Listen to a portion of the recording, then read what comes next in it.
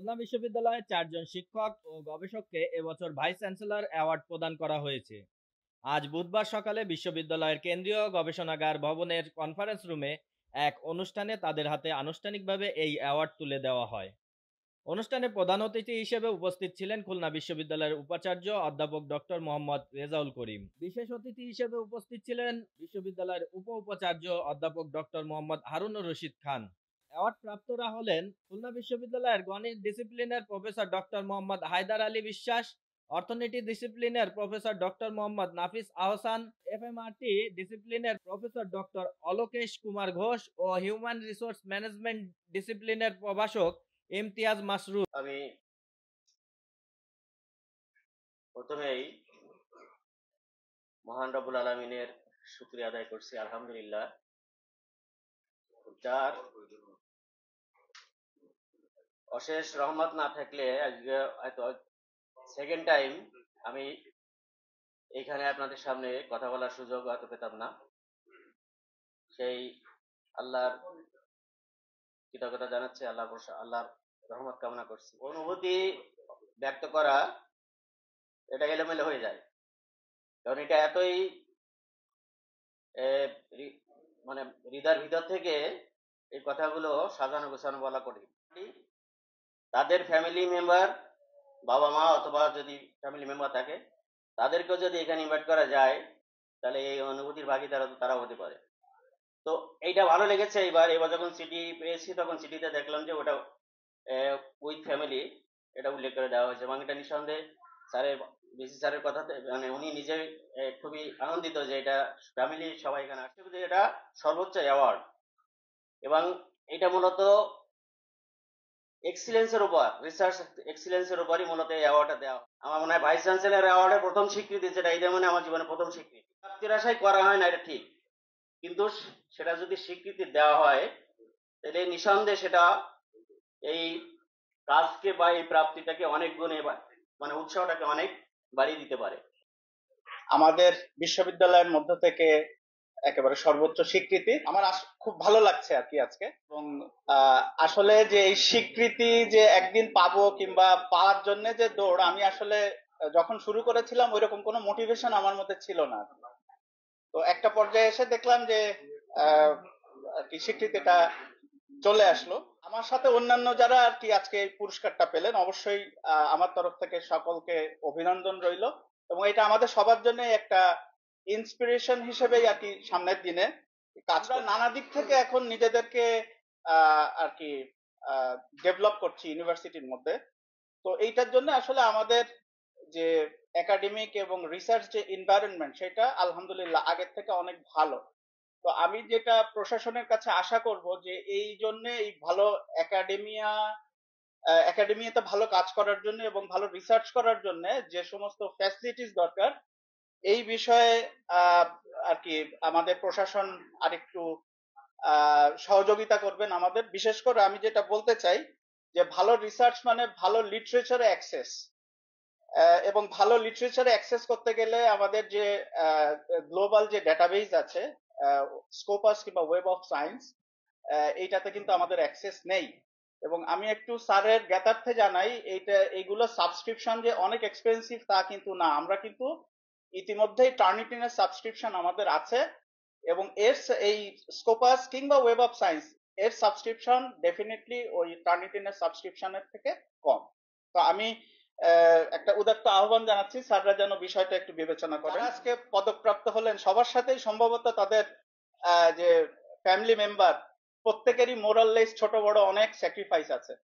So আমি মনে করি এই পুরস্কারের যে আর কি দাবিদার, তারাও এই কোনো অংশে কম না। কৃতজ্ঞতা জানাই আমার সকল ডিসিপ্লিনের সকল ফ্যাকাল্টি মেম্বার, এবং আমি যাদের সাথে আসলে কোলাবোরেটিভ রিসার্চ করি, আমার যারা রিসার্চ স্টুডেন্ট আছে বর্তমান এবং সাবেক, সবার প্রতি আমি কৃতজ্ঞতা জানাচ্ছি, কারণ তাদের সাথে রিসার্চ করেই আমি আজকে এই অবস্থানে। খুলনা বিশ্ববিদ্যালয় প্রতি বছর গবেষণা, শিক্ষা ও নেতৃত্বে অসামান্য অবদানের স্বীকৃতি স্বরূপ শিক্ষকদের ভাইস চ্যান্সেলর অ্যাওয়ার্ড প্রদান করা হয়। এই পুরস্কার বিশ্ববিদ্যালয়ে ইতিবাচক পরিবর্তন আনা শিক্ষাবিদ ও গবেষকদের কঠোর পরিশ্রমের ফল। শিক্ষকদের থিসিস তত্ত্বাবধান, গবেষণা নিবন্ধ প্রকাশ, সম্মেলনে গবেষণা উপস্থাপন, গবেষণা অনুদানের আবেদন, পাঠ্যক্রম তৈরি ও হালনাগাদ এবং ইন্টার্নশিপ প্রজেক্ট তত্ত্বাবধানের মতো বিষয়গুলোর উপর ভিত্তি করে এই মনোনয়ন দেওয়া হয়। প্রথমে আমি অভিনন্দন জানাই যারা আজকের আহ, এই ভাইস চ্যান্সেলর অ্যাওয়ার্ড পেলেন এবং তাদের পরিবারবর্গ। উন্নত দেশে আপনারা জানেন, আমরা সবাই কম বেশি জানি, বিদেশে আমরা গেছি অনেকেই, অনেক বছর, অনেকবার। আহ, উন্নত দেশে এই অ্যাওয়ার্ড গুলো আছে। এগুলো দিয়ে আসলে কি হয়, এগুলো কেন দেওয়া হয়? এগুলো কি কিছু টাকা এবং একটা সার্টিফিকেট? আসলে তা না। এর সাথে বিশ্ববিদ্যালয়ের র্যাঙ্কিং, বিশ্ববিদ্যালয়ের মান সম্মান, বিশ্ববিদ্যালয়ের পরিচিতি এবং আদার্স যারা রিসার্চার থাকে, ফর এক্সাম্পল প্রফেসর হায়দার বা প্রফেসর নাসিব বা অন্য যারা পেয়েছে, প্রফেসর লোকেশ, এদের দেখে অন্যরা ইনফ্লুয়েন্স হবে। অন্যরাও আসলে ভাববে যে আমরাও আসলে গবেষণা করলে হয়তো এরকম একটা স্বীকৃতি আছে, এবং তার ফলে বিশ্ববিদ্যালয়ের ইমেজ। রিসার্চ তো আসলে কোনো সুখের জিনিস না, আমি বললাম, কোনো আরামের জিনিস না। এটার পিছনে অত্যন্ত ডেডিকেশন, অনেক বেশি ডেডিকেশন দিতে হয়, অনেক বেশি কনসেন্ট্রেশন দিতে হয় এবং অনেক বেশি সময় দিতে হয়। যার ফলে পরবর্তীতে দেখা যায় একটা সময় যারা এটাতে একবার একটু মজা পেয়ে যায়, ভালো লাগা থাকে, আমি নিজেও গবেষক, তো তাদের এটা একটা নেশার মতো হয়ে যায়।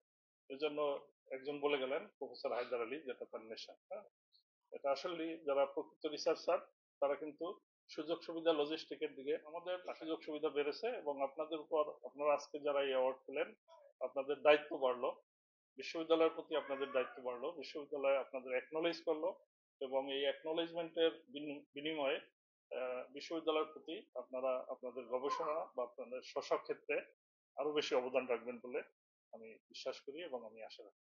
আমি এটা এত সুন্দর একটা অনুষ্ঠান, এটা যদি আমি আরো বড় আকারে, আরো জমকালো বা আরো সুন্দরভাবে যদি করতে পারতাম, আমার আরো ভালো লাগতো।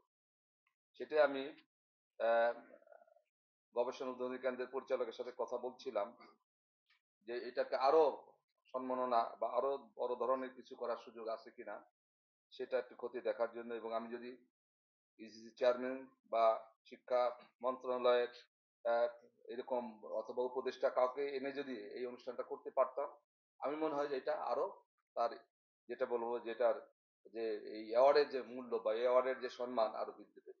তো ইনশাল্লাহ আগামী দিনে আমরা এটা দুটা ক্যাটাগরি করতে পারি। একটা ছিল যে যে আমাদের যে জেনারেল, যেখানে সবাই পার্টিসিপেট করবে, সেটা। আর একটা হচ্ছে ইমার্জিং যারা আছে গবেষক, সেটার জন্য আমরা দুইটা ক্যাটাগরিও করতে পারি, এবং দুইটা কারে দুইটা পুরস্কারের ভিন্নতা হইতে পারে। যদি এই গবেষণার ভিতরে বিশ্ববিদ্যালয় থাকতে পারে, আমি এই ব্যাপারে আমি আমাদের শিক্ষা মন্ত্রণালয়ের সিনিয়র সচিব, যেহেতু সে আসার কথা ছিল, সে আসে নাই, আমি এই তথ্যগুলো কিন্তু তাকে আবার পাঠিয়ে দিই। সে আবার বলে এগুলো ওয়েল ডান, বা আমাকে সে এনকারেজ করে, এবং এই আপনাদের কথাগুলো আমি আজকেও পাঠিয়ে দেবো। এবং আমার মনে হয় ওখানে তো একটা কমেন্ট পাবো, তারা কিন্তু খুব খুশি যে খুলনা বিশ্ববিদ্যালয় যে এগিয়ে যাচ্ছে, এটা তাদের নজরে আছে। আমি বলবো আপনারা এগিয়ে যান, এবং আপনাদের যত ধরনের সহযোগিতা হাত বাড়ানো দরকার, আমি যে কদিনে আছি ইনশাল্লাহ এতে কোনো কার্পণ্য হবে না, এবং যথার্থভাবেই আমি চেষ্টা করব যেটা খুলনা বিশ্ববিদ্যালয়ের একটা লেভেলে চলে যায়। খুবই রিসার্চ অ্যান্ড ইনোভেশন সেন্টারের পরিচালক প্রফেসর ডক্টর কাজী দিদারুল ইসলামের সভাপতিত্বে অনুষ্ঠানে বিভিন্ন ডিসিপ্লিনের শিক্ষক এবং অ্যাওয়ার্ডপ্রাপ্ত শিক্ষক ও গবেষকদের পরিবারের সদস্যরা উপস্থিত ছিলেন এবং তাদের অনুভূতি ব্যক্ত করেন। আপনারা যেভাবে চলতেছেন, যেভাবে এগোইছেন, মালিকের কাছেও আমার দাবি একটু আপনাদের যেন এইভাবে এগোতে দেয়, মালিকও যেন আপনাদের খুব উন্নত করে। হ্যাঁ, আপনাদের সেই অবকেশন নিয়ে আপনারা সবে সমান হন, আর আপনারা আরো এগোন। একটা মানুষের প্রফেশনের প্রতি এতটা ন্যাক কিভাবে থাকে।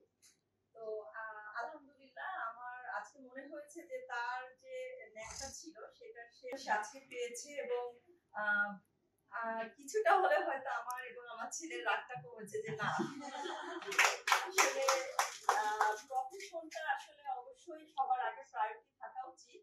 তবে আমি মনে করি ফ্যামিলিকে বাদ দিয়ে না, ফ্যামিলিকে কোয়ালিটি টাইম দিতে হবে, এবং প্রফেশনটাকে পাশাপাশি যারা রান করাচ্ছেন এবং প্রফেশনটাকে যারা ভালোবাসছেন, আমি মনে করি তারাই এটার যোগ্য।